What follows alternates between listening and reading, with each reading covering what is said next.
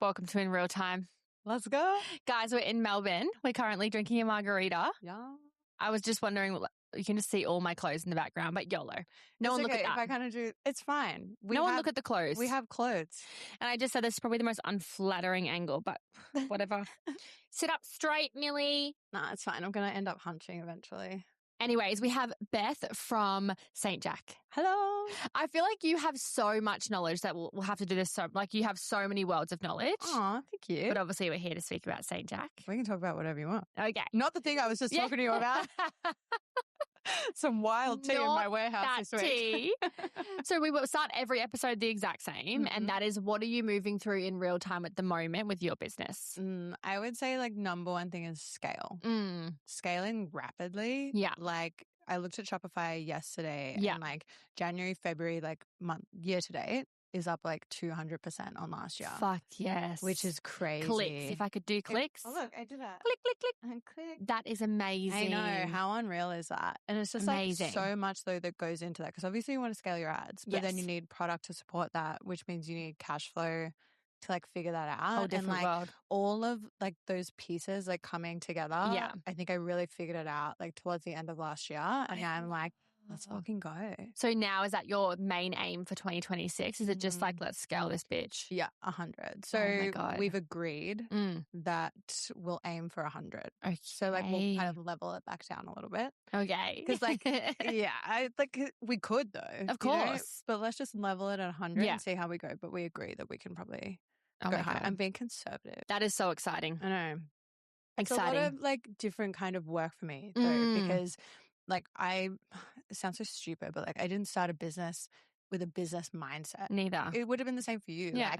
Creative, this is something I want, this is something I want to make. I see the vision of it, not the numbers and P&L and this and that and whatever, but then getting to the point where it's well, it's not going to function in a way to give me the life I want. Yes. Unless I actually do all of this shit that is a real turn off. You got to step into that CEO brain. Yeah, but now it's a turn on. Because I'm love that. If we push these levers around, this is really fun. We can make it work. Yeah. Yes. Exactly.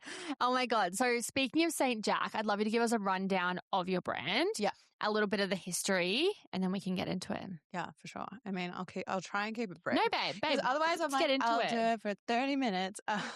Also, my vocal stim at the moment is to just sing random words. So I'm going to try and stop that. Oh my God, I love that though. Here for it. Giving pitch perfect. Literally. I was a choir captain, so there you go. I can imagine. Acapella. She was a choir captain. Loved pitch perfect. So St. Jack I started in 2020. So it was a pandemic brand. Yeah. I was a makeup prior to that. Yes. But I wasn't full-time. Coming into that summer, my career was building momentum, but it wasn't a full-time thing. Yeah. And so I also had worked in marketing.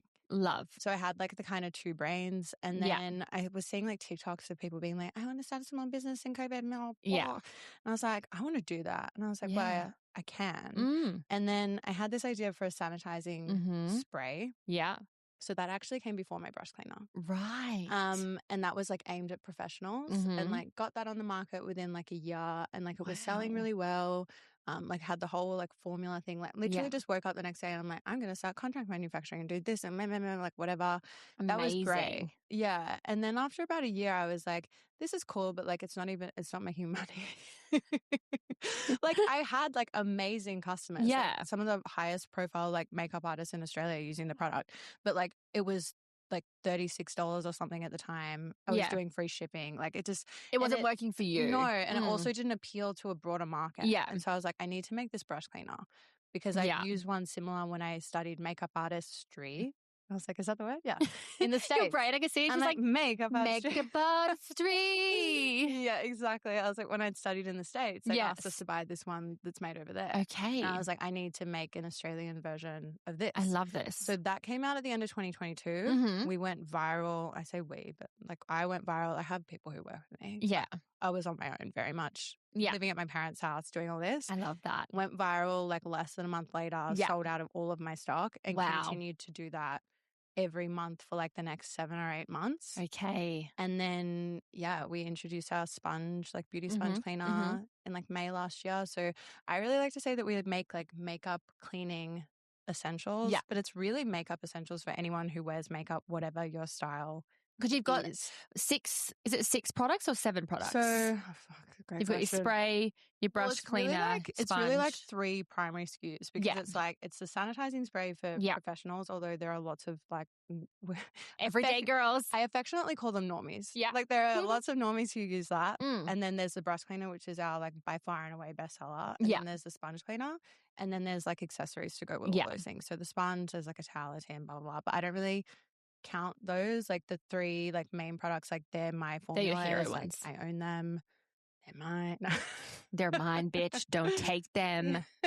I love that. I guess because I was going to say to you, I guess that's like one of my first questions was, how do you even think about that? I guess the sanitizing spray, I can understand, but your brush cleaner, like your hero product, I was like, how does someone even think about that? I think because I'd had experience using something really similar, and that particular product was on the market in Australia, but it was hard to find. Yes. Because they were also importing it from America. Yeah. And also in the pandemic, you would know as a nurse, alcohol was so expensive. So expensive. Because our brush cleaner and our spray are perfume grade alcohol. Yeah. So like fragrance alcohol, right? And so it was so expensive for people to import in here. And I was like, the craziest thing, I don't know if I'm going to be able to get this word out, but the second primary ingredient we don't actually have here for the one that's in America. It's called isoparaffin hydrocarbon. And we don't have it here. Clicks for the girls. Thank you so much. And so we needed to find an alternative. Okay. And it was very hard and expensive to do during the pandemic. Yeah. But we did it. Of course you did. I love that though, because I think your brand is so recognizable, I think, because of like the way you've actually marketed your product, your branding, everything about it. But to me, like I wouldn't say I'm the world's biggest makeup girly, but I was like, what the hell? You just dip the thing in and then it's gone. Yeah, like it's kind of crazy because I read every single review that we get. Like you'd be the same. Yeah. I love to read them. Like it makes it feel real. Of course. You know, like and you take on the feedback. And it's nice. Absolutely. Just like we have a lot of new customers at the moment. Like I used to be obsessed with the return customer rate and it's good, but like I want more new ones, right? Especially considering they come back, you know? Absolutely. And so the reviews that I'm reading at the moment are people like overwhelmingly saying, I thought it was too good to be true. It actually lived up to like what they said. How amazing is that? I know, it's crazy. I'm like, I didn't realize that it looked too good to be true to people, but it's because it's giving magic experience. It's giving Harry Potter. It's giving Harry Potter. And I'm Dumbledore at brush cleaning. I think because like when you think about brands, you in today's market, maybe not always, but I think like you have to have something you can do, you build content around, right? Well, I shouldn't say you have to, but to make it easier you do though. Like, and I think it's fine to say that. Yeah, like, you have to be so for real. But you have to be so for real about that. Like, you could have the best product in the world. Like, this is what I used to say when I worked in marketing. Yeah, as a salesperson. You can have the best product in the world, but if you don't know how to market it and if you don't know how to communicate it or express like who you are as a brand and like what you're trying to do, no one's going to buy it because they don't know who you are. Like there have been so many brands who come and go and they're so aesthetic and shit, but I'm like, who are you? What do you stand for? I don't give a fuck. And what are you Am doing? I allowed to swear on of this? course. Oh my God, absolutely. Babe, I look like the Hunchback of Notre Dame with my margarita. It's fine, babe. I kind of got the feeling that I was allowed to. Oh my God, I was like, maybe I should check. I've probably already sworn. No, but I completely agree. And I think one of my main things I wanted to ask was it shocks me that you got that sanitizing spray to market in a year because beauty is so difficult to manufacture. Yeah. And you hear horror stories, I think, like a lot of like young founders that message me that are in like that industry.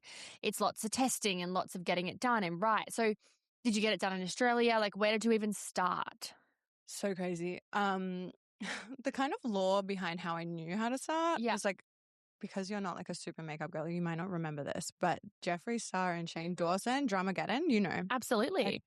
So pre-Dramageddon, when they made their collaboration together, I think it was called Secret Life of Jeffree Star. And then he took Shane through how to make a product from start to finish. And so like the brief, the this, the that, how much it should cost, whatever. And I just watched it at the time, which was what, like maybe 2015, 16. And I was like, this is so cool. Like Kylie Cosmetics had just come out. He was like, that should not be costing that much, blah, blah, blah. Like he was ripping into them. Like it was so informative. And I guess I just like soaked it up.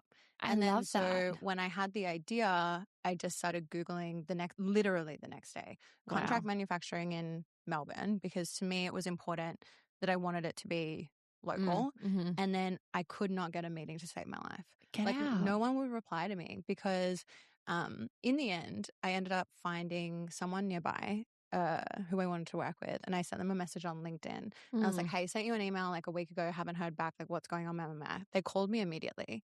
Wow. And they were like, we get so many emails from people on a Friday night after a couple mugs being like, I've got this idea and this idea and this idea. And they're not serious. Yeah. But she's like, you sent me this message. So like, I know you're serious. Wow. And then, and I was like, seems so fucking dumb. Just like reply to your sales inquiries, but whatever. But anyway, so I paid them a flat fee to do the formula. Yeah.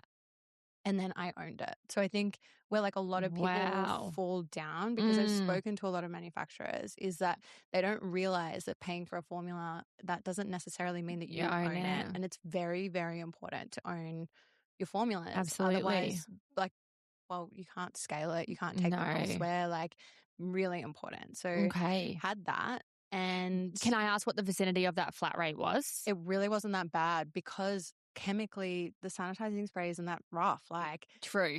It was a fragrance. It was the perfume grade alcohol. Yeah. There's some bitter orange extract, something or other, blah, blah, blah.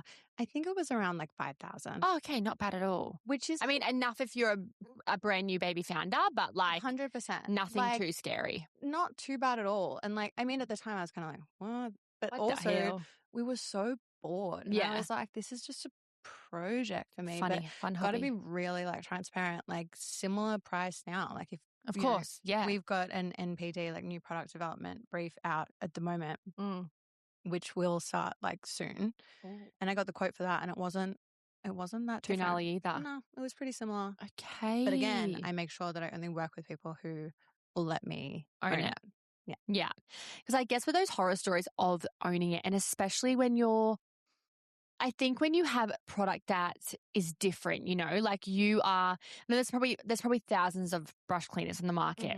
But I think when you're bringing out something innovative like you did, even though it was inspired from something overseas, the risk of someone just picking up that, taking a photo of it and being like, pop this in something, which I'm sure, it's just not worth it. Yeah, well, I mean, this is so funny because I've always wanted to talk to you about this because I've never also spoken about this on a like publicized forum. Bitch. I've had the big bad fat copycat experience. No. Big bad. Like, I'm sure I'm allowed to talk about it a little bit, but like to the point where it was like a former customer. Why? So sad. Really weird. But like, I honestly think like this was years ago, years and years ago. And like, I won't name them because I can't be fucked. No. But like, it really like destroyed me at the time. And then I like look back on it now because they were so young when this happened. Like, so was I. But they were like early 20s. Yeah. And I honestly think that they just saw it and they were like, quick buck, fun, beauty, love it. And I'm like, you know probably what? Thought she won't know. She'll never see it. Oh, no. They knew. Oh, but like, no. it's just, especially like my products, like it's flammable, it's heavy. Australia Post wouldn't touch it with a 10-foot pole for a really long time. Really? Because it's flammable. Oh and like we had to have like a lot of conversation. There was a lot of conversation that had to take place to get that contract. Like it was nuts. Like for ages, like I just couldn't, like I couldn't post things normally. Postage cost me a fortune. Oh my God, just watching you struggle with that mug. Pillow behind my back. Oh, there we go. Oh my God. I'm going to put mine down in a sec. But yeah, like it's actually not a super easy business to replicate because if I hadn't have been like resilient or like problem solving, I would have just been like, fuck this, too hard. And I kind of get the sense that that's what's happened there. But like I've had somebody be like, no, I can do this. I'm like, no, you can't. You can do it, girl. You can't. Well, I mean, like power to competition. Like I'm so fine 100 with, like, competition, and like I don't even see it that way. Like there's room for everyone. There's room like, for everyone. My aesthetic, my vibe, my personality. Not for everyone. Yeah. Right. And so that like I don't have an issue with that. It's 100. like blatant fucking copying. Take a hike. Yeah. Take a hike. And I think it's a moral thing and it's a values thing. And I think that's when you just are like, if icky. Yeah. It's not right. I can't. Well, I mean, I've seen you say that on TikTok before. Like, I don't understand like how these people can like live with themselves, essentially, basically doing what they do to you. Like, so fucked. Every time I see it, every time I see one of your copycat things come up on my TikTok, I'm like, God's sake, I jumped straight in the comments. But this is what's like so great about your brand is like people immediately jump in. And the same thing happened to me. Yeah, this was they're years already ago. there. They're like, what in the St. Jack? Like, and I got so many DMs, like so much stuff. It's like they already know, and then that person's going to go delete them. Of course. But like, you know, the real ones have got your back. Of course. It's funny now. I think most of the ones that are Kaarme known copycats have all filtered out the word Kaarme in their TikTok. So it's like, I'm like, whatever. Actually pretty clever of them. But anyways, it doesn't matter because it's not the same thing. Like, no. Also, like something that I really had to remember during that whole experience was they can copy your product, but they can't copy you. And Never. like at the time, people kept saying that to me. Yeah. And I was like, yeah, okay. But then would like crash out, spiral. Now, like I really believe it. 100. I'm like, good luck copying the vibe and like the library of content that makes me different to you. Like if you're going to work that hard, just be yourself. Yeah, just be yourself. Yeah. It's more exhausting. Yeah. My next question I want to ask you is, what was the moment that you knew that you either had something or gut feeling, or like when was the moment that you're like, oh, because it sounds like you launched and you did pretty well from the beginning. Yeah. It sounds like you didn't have that too much of like the zero sales for the first 6 months, you know, when you like launch, you're like, lol. Well, yeah, because I mean, I kind of like split it up. So like St. Jack will technically be 6 in July. Yeah. But that's from like my ASIC, whatever, incorporation. The product didn't come out, like the sanitizing spray was like a few months after that. Yeah. But then I really see the birth of St. Jack as the brush cleaner. So that's the end of 2022. So in my head, it's like 2 starts, right? Yeah. But that's a really interesting question. I'm like never really thought about that. I wonder if I have had that moment. I guess it's like, and this isn't about making money, although I'm very clear about no one goes into business for their health. No. Because it's like detrimental if anything. But I think moments like your Black Fridays, your launches, where it's like the sheer volume of people. But then for me, and I think that you would be the same. Yeah. The way that your customers communicate with you, even in those moments, to say, I remember actually, this is not necessarily like a I made it moment, but we ran a flash sale for St. Jack's birthday in July last year. And I think I put up something during the day because like it had just exceeded our target by like 10 a.m. And I was like, we're going to run out of stock. Like this is fucked. Like I almost didn't know what to do. And so I put a story up and I was like, if you want this, like be really fast. Yeah. Like for your sake, like I never do stuff like that if I don't mean it. Absolutely. And then I was like, I can't believe it. Like what the hell? And then a girl who's a makeup artist in Melbourne who's like been following the whole time, she messaged me and she was like, when are you going to get it?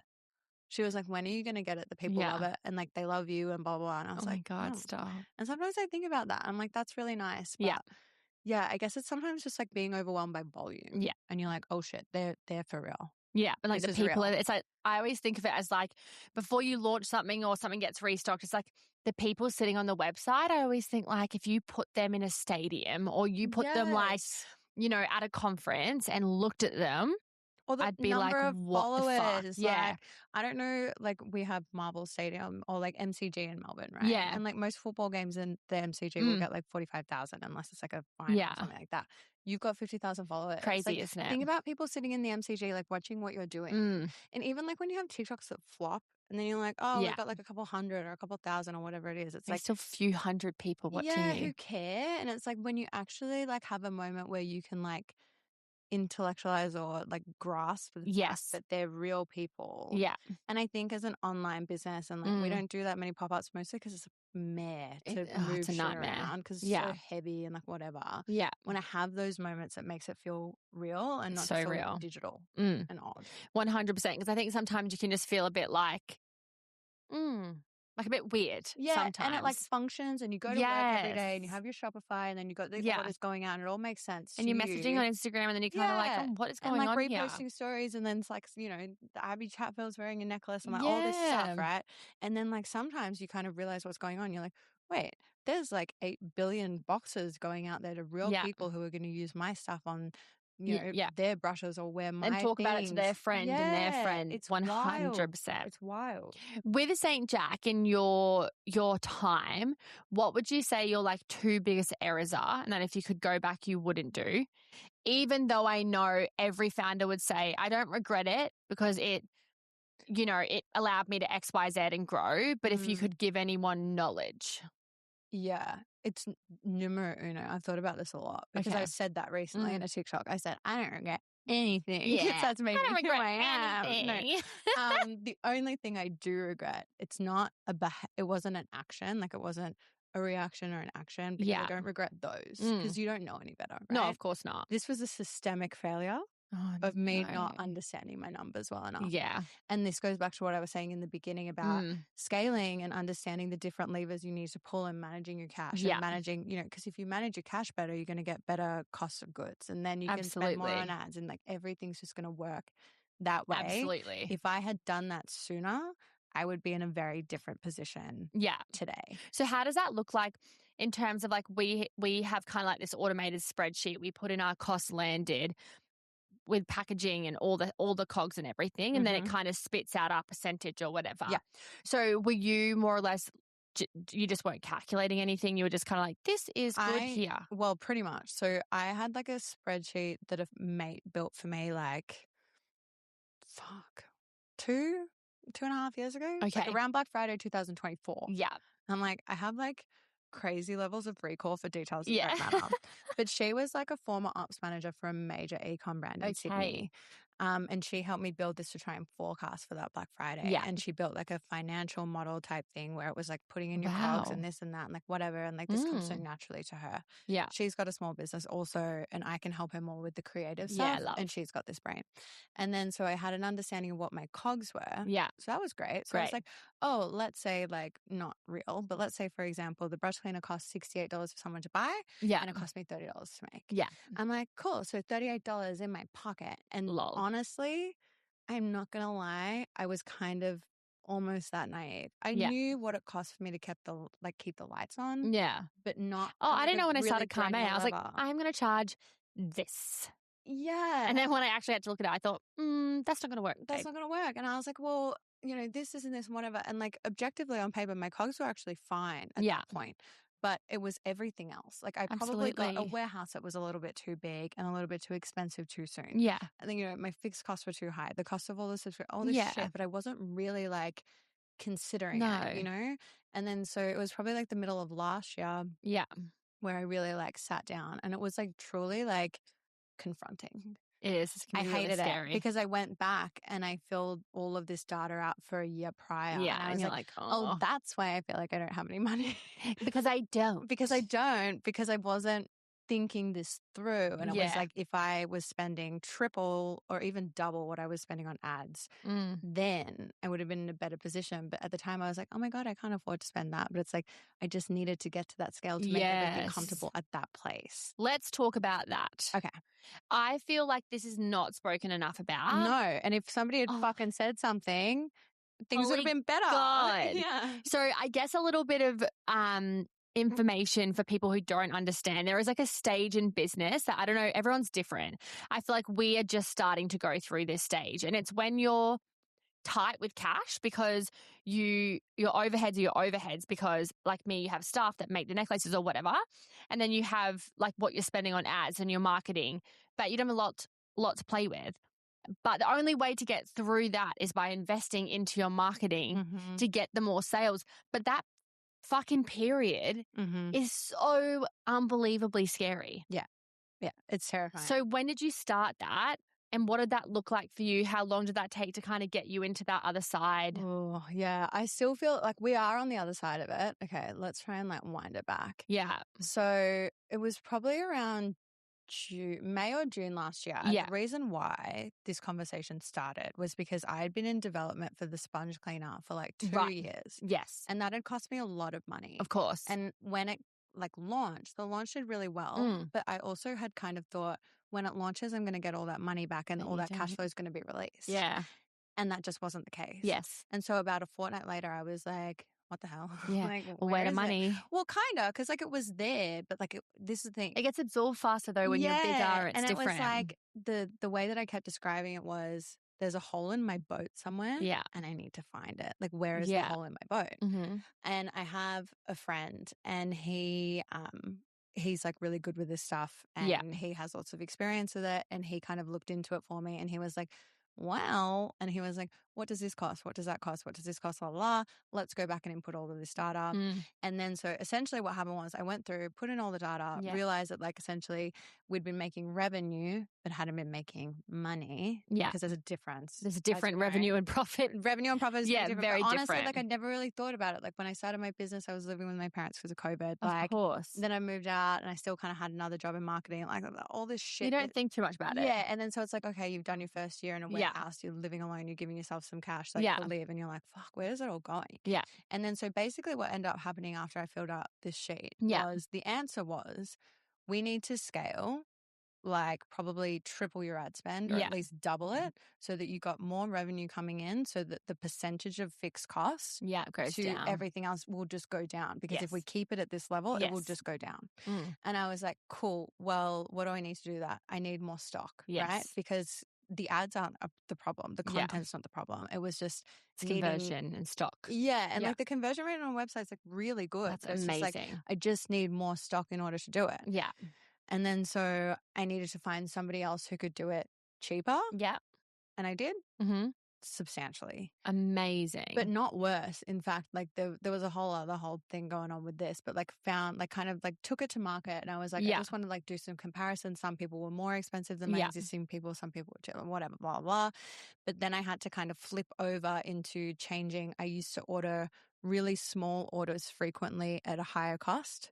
And now I order really infrequently in my mind at a much lower cost, but it's a bigger investment up front. Yes. So we made that change in around September last year. And I'm so glad that we did it prior to Black Friday because if you're like, we go 30% off. So I was in the red the year before and I didn't even know because I was like, oh my God, Black Friday's going so well. But like, let me just choose this discount code. Exactly. Yeah. And so I was glad that we sorted it out before this Black Friday. Yeah. But then there is still a feeling of like needing to catch up to some degree. Of course. To get into the new way of doing things. Yes. But like we're almost there, thank God. But it's like that is truly my one regret is just maybe like a touch of arrogance. Like I've got the revenue coming in, like naivety maybe. Like my parents are entrepreneurial. I think you have to do it though. You have to. Like because anyone you have to have the struggle. You gotta have the struggle. Anyone who looks at my fixed cost, because I think I'm quite an unusual business because we make the jewelry. Yeah. So I think like I'm the same as you. Like my fixed costs have always been so high. Yeah. But you have to function for people to make it. Exactly. So everyone's like, you need to bring your fixed cost down. I'm like, how? Like it's impossible. Like I need somewhere for them to make. And there is nothing else. But the argument would be so interesting for you because they'd be like, you need to bring your fixed cost down. You need to scale. And it's like, well, those two things can't happen at the same time. No. Because you need people to do it. And that's a part of the ethos of your brand. Absolutely. And what you stand for. Oh my God, but we're just starting that now. So in that scaling phase of your ads, did you ever have any bumpy roads? Like, so I know you have someone that helps input your ads, but you have a marketing background. Did you ever have any like bumpy moments where you had to scale back and then go forward, or your ads died, or anything like that? Or has it just been like quite consistent? No. You do great on your creative. Because I do have that background, I think. But like, so I actually worked at that agency twice. Yes. The first time I worked there when I worked in marketing. The first time I worked there, I worked in sales. Okay. So I have a really fundamental understanding of what it takes to need to sell someone anything. Love. Right? So like that's always in the back of my head. And I think that sometimes people forget with content for ads specifically, you're actually trying to connect with someone to sell them something. Yes. But not just be like, I'm so amazing. You need to connect with them. So I have that mentality. Okay. And then the second time around, I was managing a content team. Right. And we were doing this for other people. Yeah. And that was just by virtue of the fact that I'd been doing it for myself. But like getting to consolidate that knowledge and talk to people about it like, really made it so much better. I would say like it's interesting that you mentioned this. Like there weren't too many bumps. Like the inconsistencies sometimes like wig me out. Like it's the same ad spend and then like one day it's unreal and then one day it's garbage and you're like, fuck. But then if you look at it across the week, it's fine, right? It's fine. But like nothing major really. But what was I going to say? Oh yeah. The only thing is we have this towel I feel like Oh, I've been yes, your microfiber towel. I feel like I've been talking about this towel on Story so much this week. We've got this towel, but it's a really core accessory to what we sell. Yes, because you wipe the brushes on it afterwards and it's microfiber. And you can do it on anything. And I'm Yeah. pretty transparent about that. You don't have to buy it, but our product's $68. Like the brush cleaner on its own, $68. Yes. Our free shipping threshold is $80, which, like, considering how expensive shipping is these days, Yeah, I was going to say that is a very low. We will be bumping it. So Beth's like, get on there and buy your brush cleaner, bitches. Yeah, well, I am going to be bumping it probably by June, because we've got something else coming out in April, which I feel like is just going to up our average order value. Which is great. It was more just like, okay, we're establishing ourselves. Like, yes. let's make it, like, remove objections for people or barriers for people to buy. Absolutely. But now it's literally only going to be out of stock for like a week and a half. Yeah. No, maybe like 2 weeks. Yeah. But people buy it in bundles, and that's what kind of gets them over. They're like, well, I don't want to pay for shipping, but I want to buy a bundle. So I'm actually really curious to see, with the current structure that we have that's really working, if we take away something like that that's really key for people to push them over the edge. Like our best-selling bundle, we won't be able to sell for 2 weeks. What impact is that going to have? But if I see that, because I'm in there every day, if I see that, I will just scale back, because it's like, I'm not going to throw money down the drain. No, of course not. But I'm curious, because there are other things that people can buy. Yes, absolutely. But I wonder how core that is. It's interesting, isn't it? Because I think sometimes I believe, I'm quite woo-woo. I believe sometimes the universe just gives you that. Like, you don't have a choice for 2 weeks, right? So it could be the best thing ever, and you find a different product like that. They're like, oh, I might try this. Yeah. And then, like, who knows? You could have a new hero product. Like, I think you just never know what could happen, and it's worth the assessment. Yeah, I think it's going to be an interesting test nonetheless. I mean, like, when I started the business, when I brought the brush cleaner out, I didn't have the towel. Like, people just buying it. And it still went viral. It was fine. Like, I'm just really curious to see if that actually brings up this objection about the shipping thing, or if people are fine with it. So, because I find it interesting as a consumer, and this is like a conversation I've been going back and forth in my brain.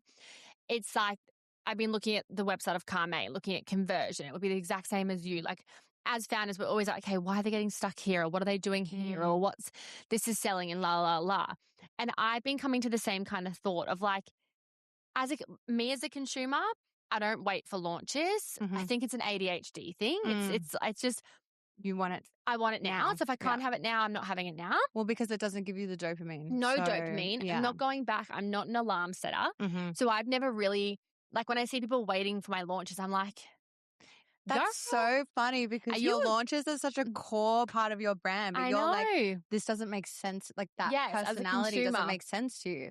And the girls in the office always laugh. They're like, you would forget. And I'm like, I know, I just would forget.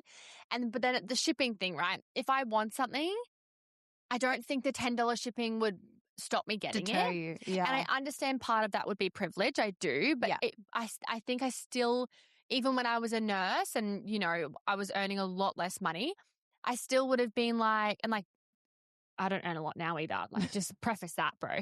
But I'm like, hold on. But I think now I'm just like, because I have that brain, I have that dopamine brain. I'm just like, oh man, it's 8, 9. It's 8, 9 out of 10. But you some want the people, instant gratification. They have a different, and like, I think don't know if you had to do that as well. Like, I've really had to like put my brain, and this is like where your sales background would come in. Like, I've had to put my brain into like different consumers. Whereas like, I've never done that. I'm a nurse. So for me, I was like, well, what do you mean? Like, Cindy will do this, and like Johnny will do this. And like, you know, it's a whole thing that we don't think of. Yeah, it is. And I mean, like, to be fair, like, yeah, I've got the sales background, but I probably don't even get that granular with it. It's like, I just notice, like, I know what our best sellers are. Yeah. And I know that it's probably because they're getting free Absolutely. shipping. But then I see people like every day doing crazy shit on the website where they're using discount codes, but it means that they're actually paying more because the discount codes like drops them below the threshold, and then like the shit, like, whatever. I see people doing crazy shit. And so it's like, maybe it won't have a huge impact or anything like that. Yeah. And honestly, like, it's not long enough for me to be like, oh fuck, I'm going to go under in the next fortnight. No, but of course. It's an interesting experiment, because like, I've got it on my to-do list to be like, okay, well, when that goes out of stock, I need to change the collection pages around, so anything that has the talent, it needs to go to the bottom, and so that it can be like sold out, so it's not agitating people. I need to change the links over in the ads, like all this sort of stuff. But yeah, I mean, like, I see people pay for shipping all the time. I see people choose express on things, and I'm like, how bad do you need to clean your brushes? Like, and I love you all so much, but I'm like, it's crazy. even curious to me. Yes. But I get what you mean. Like, I'm similar to you. Like, actually the shoes that I wore today, these guys Tubes, they're Melbourne based. They make sandals, really cool, like twins. Yes. Jess and Steph, I think. And I got the most relentless ads for these sandals all through December and January, and they were sold out. And it really irritated me. These shoes are unreal, by the way. But it irritated me because I'd go on the website and there wasn't an option to sign up to be notified when they were back.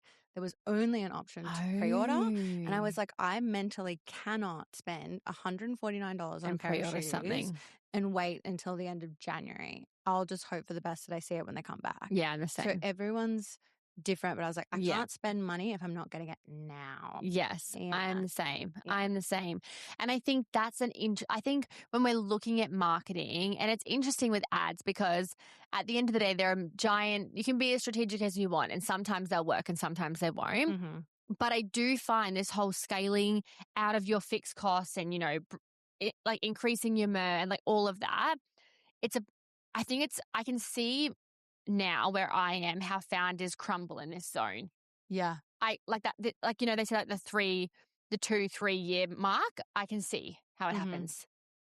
I'm like so willing to say that probably like the middle of last year, I genuinely was like, should I just sell through this shit and just close up shop? Yeah. Because I was like, have I fucked it that badly? Because I hadn't considered all of those things. Yeah. And I felt like I was like drowning. Yeah. Like, it was really dark. It was bad. And I was like, you know what? I can't conceptualize the people, they'll find me. Yeah. The people who are obsessed with it, they'll find me. Where is it? Bring it back, blah, blah, blah, blah. And I was like, more than anything, because like, and I'm not saying this to be arrogant, I'd be able to go get a cushy marketing job anywhere. That's of course fine. You would. Yes. Like, not necessarily doing the ads because I don't do that, but like, content consulting or this or that, that's fine. I could do that if I wanted to. But I was like, I need to stick at this for them. Absolutely. Because they've got me here. It's not their fault that I didn't know what I was doing. Yeah. And now I'm like, thank God that like they pushed me over. Like, and they wouldn't even know. No, they would never push me over the edge. But yeah, I can see it too because it literally happened to me last year. 100. Like I mentioned earlier, like so briefly, my parents are very entrepreneurial. Yeah, my dad love especially. that. And I remember talking to him at one point last year, and I was like, did you ever feel at any point with your business that you'd like fucked it so badly that it was like there was a point of no return? Yeah. And I used to work for him. I worked for him for 7 years out of school. And he was like, Beth, you remember this thing or this thing. He's like, many times. Of course. Like, I thought this. And he's like, but we had you guys, like as in like the kids, and we had the people working for us. He's like, we just have to like keep going. He's like, but of course I did. And like to hear someone that you've like idolized forever as your parent, who I worked for and lived with, who could do no wrong, be like, of course I did. You just didn't know. I was like, absolutely. You can do it. Yeah. And I think it's important in that step of you being like, fuck, seeing the numbers. I know you said that you had friends that kind of had a bit more knowledge in that area, but what were your steps? Like, what did you do in that moment? Yeah. All right. Well, let's just rip into it, reckon. So basically what happened was. Yes. And I feel like you're like, I'm getting comfy. Tell me, girl. Tell me. The answer was I needed money. Yes. Oh, every time. Yeah. And it actually pretty much is that. It's every time. Every time I need money. I had way more money, but I don't want anyone else to own any of my business. Absolutely. But I needed money. Yes. And there are a couple of options, and like you would be aware of them. Maybe people watching, like you got your Shopify Capitals of the world. You've got other revenue-based capital people. And I hadn't done Shopify Capital, but I had done like another one, like external. And we were out of stock for a period of time. Yeah. And then they wouldn't give me any more money because they were like, you've got no sales coming in. I'm like, but historically you can see the data. Like, it's just because I'm out of stock. And they wouldn't give me. So I was like, fucked. Because I was like, if I don't get this order in for Black Friday, we're not making any money. What am I going to do? And so I did what any good girl would do. Yes. And I went to the bank of mum and dad. Perfect. Because I didn't want to. No. But almost also the hardest bank. Like ego-wise, the hardest bank to go to. Yeah. But like it was actually really hard because I remember I talked to a lot of like, not a lot, but like probably like one or two really close mates about it. And I was like, I don't know what to do because I've either got to do this and like sell this or do that or do this or whatever, or I've got to kind of it wasn't necessarily about like asking them to borrow money. It was admitting to that them like where I had got to and that I needed help because my personality type does not like admitting I needed help. Neither. I'm like, don't tell me what to do, and I'm not telling you that to do it wrong. And then so I remember my mate said to me, he was like, Nathan, shout out. He was like, you know, if you were buying a house, yes, he's like, do you think that your parents like wouldn't want to help you exactly with the deposit or whatever it is? He's like, St. Jack is your house. Like that's your thing. He's like, just tell them what's going on. Yeah. And so I actually didn't go to them asking for that. I went to them more to be like, what the fuck do I do? Yeah, and they were like, let's get you out of this other revenue-based capital nonsense. Let's do this. Let's lend you this amount of money. Let's pay it back on this schedule. And I did that. And like, thank God. Amazing. And I totally understand that not everyone would be in a position where firstly their parents could do that. Yeah. Secondly, where they have a relationship with their parents Of where course. they can do that. And like, I'm very fortunate that that's the case. I would never ever want to do that again. No. But like it did get me through that period. But like I remember like spitting in all this data and like getting the answer back was you just need more money to buy more shit cheaper. And I was like, but how? And so I just had to find it somewhere. But it's true. And you know what? I went to an Ecom Equation event on Tuesday and the guy who owns Macro Mike spoke about it. And the way he funded his whole business was PayPal loans, the little PayPal loans. And it was like the first one was $5,000 and the second one was $20,000 and the third one was like 100,000. And that's all he did was sell debt. So he never made any money for so long. Because eventually with that sort of thing, and like, I'm not going to pretend that I haven't done it. Oh my God, of course. But eventually with that sort of thing, it's like if they're taking back, let's say 10, 15, 20% of their daily sales, it's like it becomes really hard to catch up. And Absolutely. I remember there actually was a period really, really close to Black Friday where I still actually was paying back this original loan from those guys, but I hadn't taken anything else from them. But I had to keep paying them back, right? And our sales were going really well. So like that October, like that record's gone now, but that October was like our best BAU month ever. Amazing. But then coming into Black Friday, we were spending so much money on ads and like getting into hype, but the sales were dipping because people were waiting because they knew, right? Like a week before they know.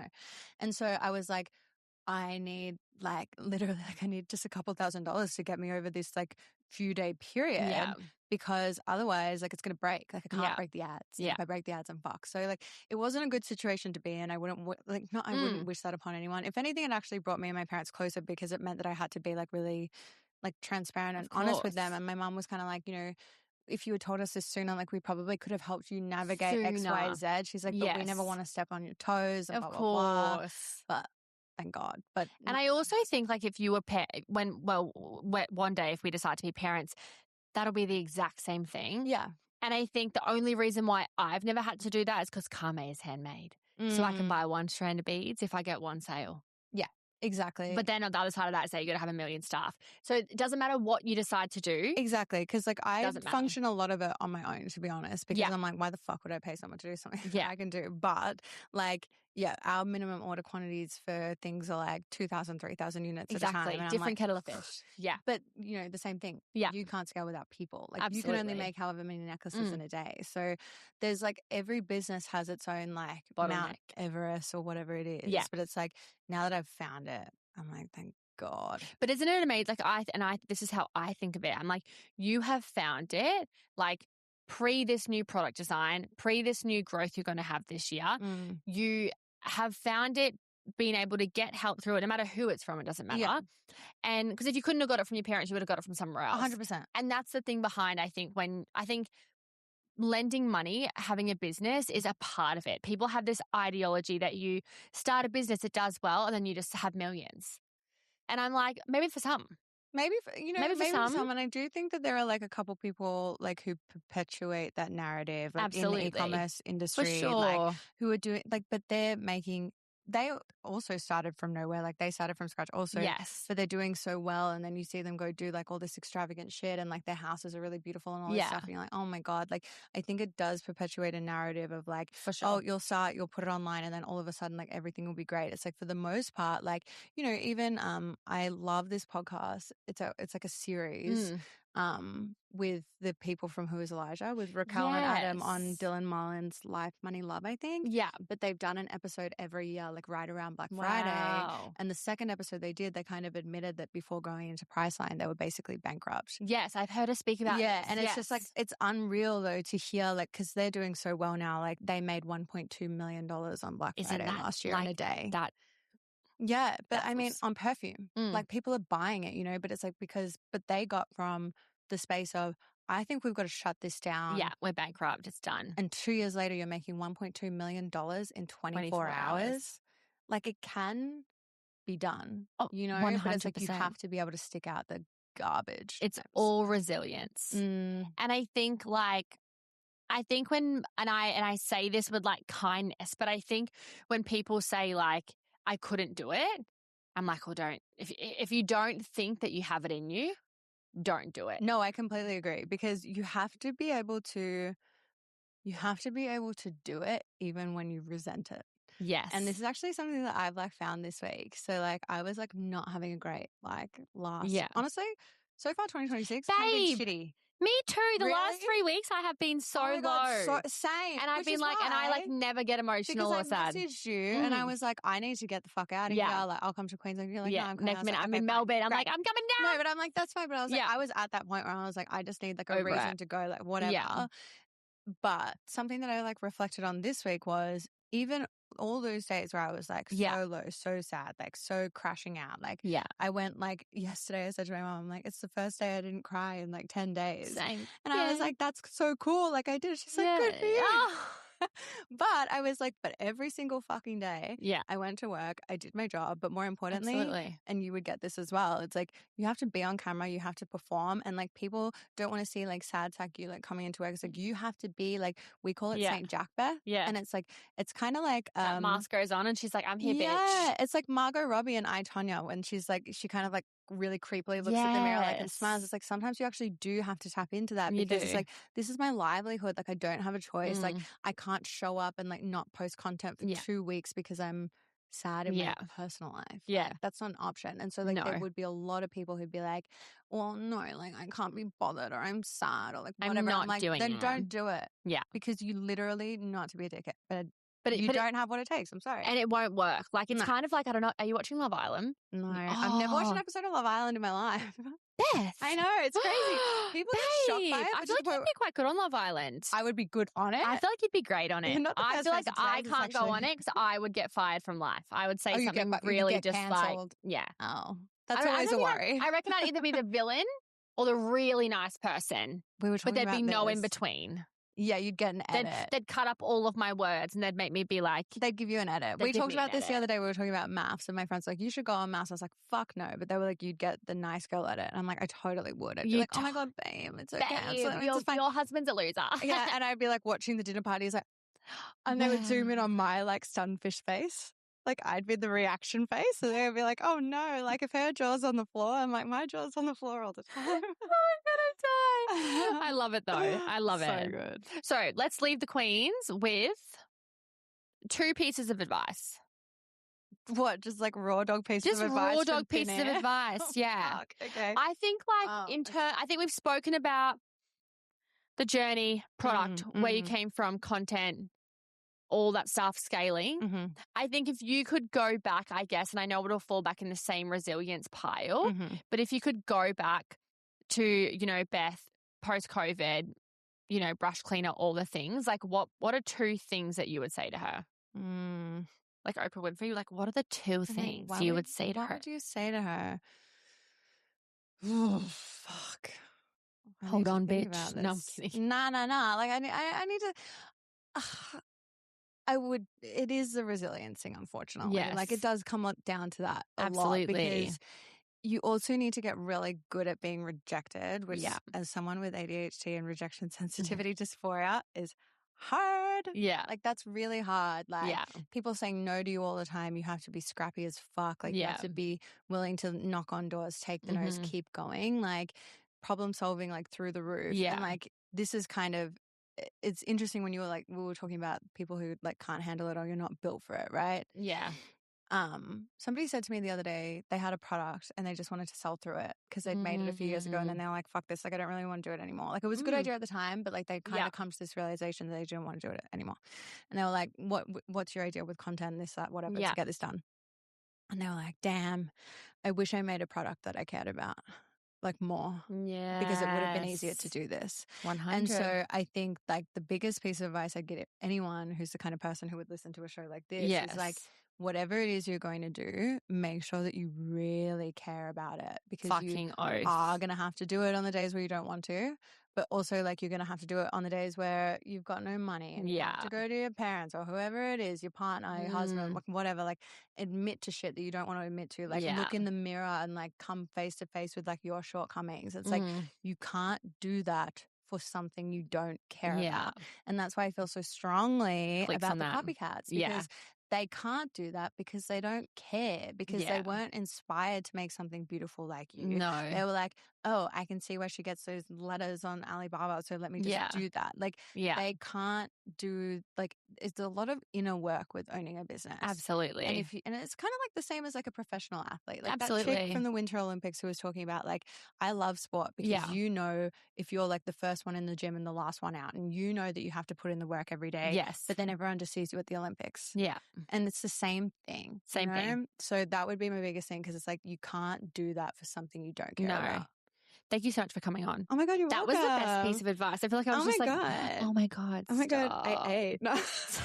She did.